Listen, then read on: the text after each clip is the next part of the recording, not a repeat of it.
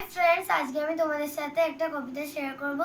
कवि नाम देवलीना चैटार्जी और कवितार नाम अबाध्য মেয়েবেলা। মেয়েদেরও তো যেতে ভালো নয়, কিসের দেওয়াগত? মেয়েরা একটু শান্তই ভালো, লক্ষ্মী দেবীর মতো। সব খাওয়া সে কদিন পরে পরের বাড়ি যাবি, তখন এত নাক সেটকালে কি দিয়ে ভাত খাবি? পা ছড়িয়ে খাচ্ছিস বসে, দূর গায়ে বিয়ে হবে। এমা, তোর শ্যামলা যে রং, পাত্র পাওয়া যাবে? মুখের ওপর তর্ক করিস, এত ডাকাবুকো কেন? মেয়ে তো নয়, একেবারে ধানি লঙ্কাটি যেন।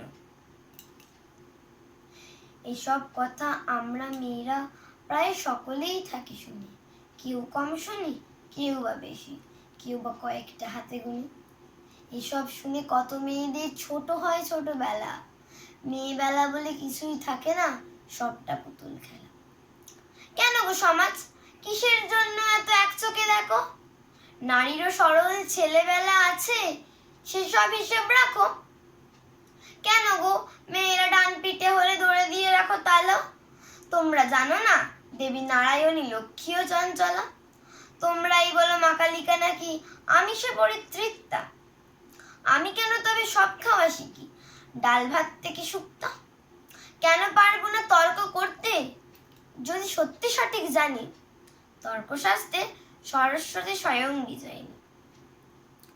ডাকাবুকু যদি না হতো দুর্গা, অসুর নিধন হতো, সাধারণ মেয়ে সাহসী হলেই ধানি লঙ্কার মতো। অনেক হয়েছে ছাড়ো হে সমাজ, এক চোখামিটা ছাড়ো। শিশুদের মাঝে লিঙ্গ না দেখে ওদের শিশুই বিচার করো। সময় এসেছে মেয়েদের পায়ে বেরি করে দাও খোলা।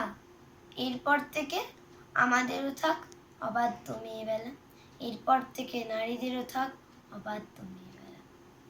নমস্কার। কবিতাটি ভালো লাগলে লাইক এন্ড শেয়ার করো।